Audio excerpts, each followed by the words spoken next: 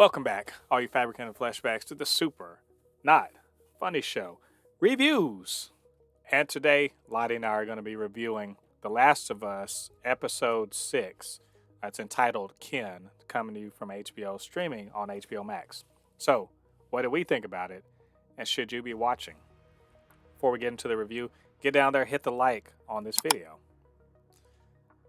Lottie, we're past the halfway point of The Last of Us, and we're getting into the meat of the game, at least as far as what they're presenting on the show. Last episode was pretty big and I don't want to say monumental, but definitely as far as like character arcs are concerned, it was a pretty pivotal arc, especially for Ellie. Uh, I heard a lot of people were like sobbing on my couch. I wasn't doing that, but I get it. So now we're getting into, I feel like, a little bit more of a straightforward episode, but it still is full of like character stuff, and we find Joel and Ellie making their way to eventually this where Tommy is, and seeing how he's living, and then finally hopefully getting to their goal. So that's a big simplification. This is an hour long, man, and there's not a zombie to be seen. There's no infected to be seen, but still there's a lot of character work going on here. But anyway, Lottie, we have both got a chance to check it out, and since I haven't seen it before, I'll say my impressions first, and that is, hey, I like the episode. I would not say it's my favorite episode, but I quite liked it. I think that just like the other episodes, they take, I can tell there's bits like, okay, this is from the game, and then but a lot of it, if it's from the game, it's like cutscene stuff. But I think that what was really strong about it was that we finally see that Joel trying to shut himself off from giving a crap about Ellie, and it's complete. He's failed at it completely, and it kind of shows in the way, there's a couple parts where he has a chance to kind of, get rid of her, and he just can't. And then also we see Tommy and his brother Tommy and Joel, seeing each other after who knows how long, and just them kind of, they have some history that they don't necessarily want to talk about, but they can't help but talk about, and this new life that Tommy's living and everything, and he's trying to move on, and Joel just can't. And so kind of seeing the brokenness of Joel versus Tommy kind of healing and trying to build a new life was cool. And then of course, later on they go and they're all disappointed later on when they get to where they're supposed to go, and like there's nobody there. So I mean, just I feel like it was a good episode. Like the character interaction moments were cool. And it advanced the story, but I feel like it only took a couple steps forward rather than a big leap forward. But as it goes, all the acting was really on point. Everything looked great. Wasn't much, the little action we saw was pretty quick and not particularly compelling to me, but interesting nonetheless. So not my favorite of the show, but I still liked it quite a bit. What about you, man? I mean, I liked it. It's more of like a lukewarm like. They sped run a lot of the game. A lot of the game. Like literally, I'm being honest with you, man. How many episodes are supposed to be left? It's 10 episodes, so there'd be I have no idea how they are going to they are going to drag those 4 episodes, because literally, I'm being honest with you, man. We're like at the 75% point. Literally, like, I'm serious, right? They skipped like a third of the game in well, that one yeah. episode. Well, Be- understand next episode is the DLC. Is the Ellie's little side DLC. So that's one episode off. So it's 3 episodes to finish the game. Even then, with 3 episodes, I feel like, honestly, like, really, there's really almost like nothing left in the game. Actually, I almost will say 85%. we're like 85% done with the story at this point. Because so here's the thing, the difference between the game and the movie. I mean, the TV show. That community doesn't exist at this point in the game. That's why when I told you I'm kind of scared what they're doing, because what it's telling me they're going super full on Last of Us 2 in season 2, and Oh, not looking forward to that. I think that was a given. Like And I'm not looking forward to it because they're going like it's so basically they're going headfirst into it because, like I said, this community didn't exist at this part of they're like Joel and Ellie gets there before they even have electricity. They're at the dam trying to get the electricity on, and they're attacked by raiders, and they eventually figure out how to get the electricity on, and then Ellie actually, the part where Ellie overheard the conversation, she runs away. And that's actually like a 2-hour mission where you have to go find her. She runs away and you have to go find her. And that's when they have that little conversation. Then after that point, when the same thing happened where they say, Joel says we're going to make our separate ways, but he changed his mind and says, they can go together. They go to the college, and what I didn't like what they skipped about the college is the college was ground zero for the West Coast. I really didn't like how they skipped that because that's the college gives so much of what happens because in the college they're in the basement of the college there's like 5 bloaters, but they skipped over that part. Like it was supposed to be this like super big action part of Joel because that's how Joel actually gets injured. It doesn't just get randomly stabbed by somebody. What happens is that they're fighting these bloaters and everything, and after they get away, after they get out of the basement of the college, they're attacked by the same raider groups that attacked the camp. dam. But now that they have electricity, they can't go there, so they're just going after Joel and Ellie this time for revenge. And during that time, Joel is fighting them, and he accidentally falls off the roof and gets impaled by a thing of rebar, actually. Mm-hmm. And Ellie has to protect him, like straight up protect him, as he's barely able to get away on the horse. And like I said, I kind of don't like how they skipped the whole thing of the college because it kind of tells you them kind of skipping it kind of there's something like when the show's over, I'll tell you I don't understand why they skipped this part because it actually plays into why a certain character makes a certain decision at the end of the show because of what is revealed in the college. And for them to skip it kind of makes me go like, okay, what are they trying to do here? Right. Well, I mean, it could very well be they could be rearranging things too. I mean, so far we've seen this is a bit of a remix of the original, so things are going maybe slightly out of order or something like that.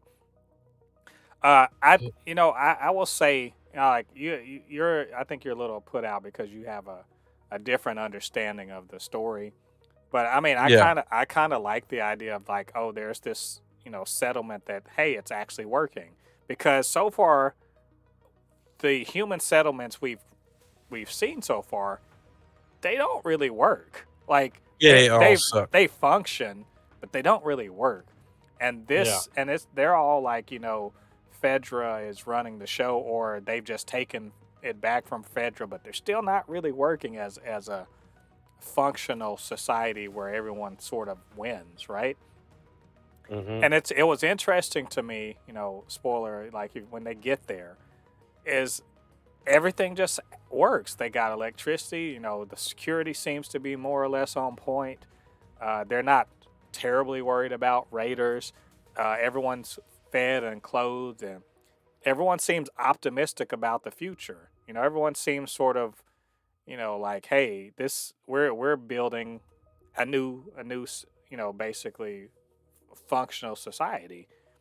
And which, and having not seen that before, I'm like, that's good. That's cool. I like this, and that Tommy isn't in trouble. He's literally, choosing to divorce himself from the life before because there's a new and better way out here, and he's fallen in love and everything. He's got a kid on the way.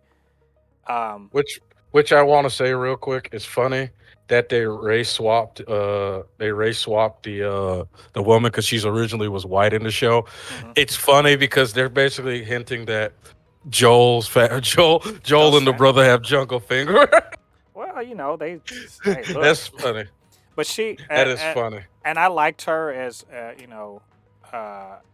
I forgot the woman's name, but I liked her character. She's just very matter of fact, and she's not prying too hard or whatever. But she's also like, yo, look out for yourself and everything. And also, I thought it was funny too. There's a little bit of politics that gets thrown in this episode, but I thought it was well handled.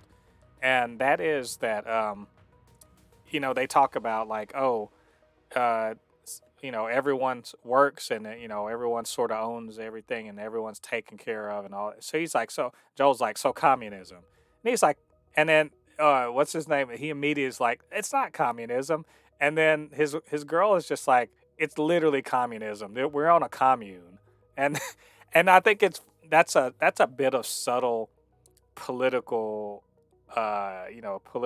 commentary that in this new desperate world, the only actual well functioning, well appointed, good place to live is a place where everyone has to, has to be collectivist. Everyone has to sort of work together, pull in the same direction. Everyone sort of rotates and does a little Hmm. bit of everything in order to make so that everyone feels like there's ownership and everything. And they're working, and all the QZs are horrible. Yeah. The QZs are horrible. This place is good. That's unsubtle uh, political talk, and I bet you a bunch of people who would any other time would say boo socialism and boo communism saw that bit and were just like, I'm supposed. They feel like Tommy, and they feel like Joel. Like, I'm supposed to hate this because the buzzword said I'm supposed to hate it, but like this is literally the best place to live. So. Yes. I thought that was very, very interesting that they did that. Um, but I don't think this is the strongest episode. It's quite long, and the length wasn't what bothered me really so much. It's just like I said, they took two steps forward rather than a leap, or running further down the field. But I felt some emotional resonance with some of the things that happened. Especially Joel sort of like having his panic attacks, and Joel um you know still feeling the ghost of Sarah sort of hanging about him, and trying to push Ellie away and everything like that, and the kind of the talking to that Ellie gives him and everything, like it really kind of like got me. So Hmm. I mean, as far as that's concerned, I mean, Pedro Pascal and Bella Ramsey continue to just really kind of nail everything emotionally that they're supposed to do, and their back and forth with each other is good. I mean, I like their relationship. I just sort of I guess I wanted a little more forward momentum with the story. um, but I think it also, this kind of sets up the next episode in a way that where we were like, okay, this is why we got it. We're basically going to have another detour, and if we're going to have another detour, they need to have a reason for it. Hmm.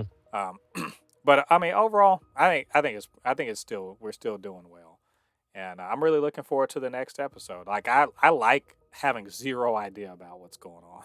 Like it really feels good watching this show because I have actual tension about things. Like watching this show, I'm like, man, when they're riding across country, I'm like, is someone gonna shoot them from a distance? Is someone gonna roll up on them? Like I'm curious. Like I feel like every time there's any quiet, some shit's about to go down. So I mean, Hmm. I think that's pretty cool. what they do, as far as setting the story up. So, but anyway, I don't know, Lottie, you had any other last thoughts on the episode? No, just I just wish they just would have. I kind of just wish they just try to maybe squeeze it in as a extra episode, but it's just I really was like looking forward to this college, like when they got to the college, like because when they left the place, I was like, oh okay, I guess they probably will get to the college and it'll be to be continued. Then they go up there and the people show up. I'm like, oh man, they just skipped this whole entire. I mean, I was like, boy, they just skipped a third of the game right there. Yeah. Because it's next. Because like I said, next part. Because that was fall. The Mhm. next part is winter. You know what I mean? Yeah. And there's So one thing that kind of does suck is that they're like, this place is dangerous, and I'm like, they literally just like it didn't look dangerous at all. Like the it didn't Raiders, look dangerous at the all. Raiders are like, I guess the Raiders are at home playing PlayStation or something because they weren't out trying And to those like. Raiders were like, They and were those lame. Raiders were lame. They had like a broken bat, and they just was like, come back here. They're the most NPC of NPCs. They're Yeah, it just, was just yeah. I mean, not good competition. They literally they were playing the practice squad. So yeah. Because like when they were getting on the thing, I was like, are they about to shoot them? Then I'm just like, oh, they just. they just rolling Uh, around. They rolling I around just with wiffle bats. Like and you know what? And what gets me is that how did Joel get messed up by it? Why didn't he just pick them off with his rifle? You know what I mean? It's just look, um, look. It happened because reasons. So it's just because in the game they were thugs with guns and you know what I mean? It's yeah. just okay. Yeah, I understand. All right. Well, everyone, those are our thoughts on this episode. What do you guys think about it? What do you think about what we had to say? Get down to the comment section, leave your thoughts there, and of course, you can always hit us up, supernotfunnyshow@gmail.com or at supernotfunnys1 on Twitter. And do us a favor, get down there, hit the like on this video, subscribe, notification bell, all that good stuff helps with the channel, helps more people to see these videos. All right, all you Fabricans and Fleshbags, thanks for joining us. Come back next week. We're going to be reviewing the 7th episode of The Last of Us. Until then, I've been Mode Pape, your resident fabricant and commentator extraordinaire on all things pop culture, joined by the anime expert, video game designer, and lover of all things superhero, my good friend Lottie. And we'll see you guys on the other side of the thread. Peace. Peace.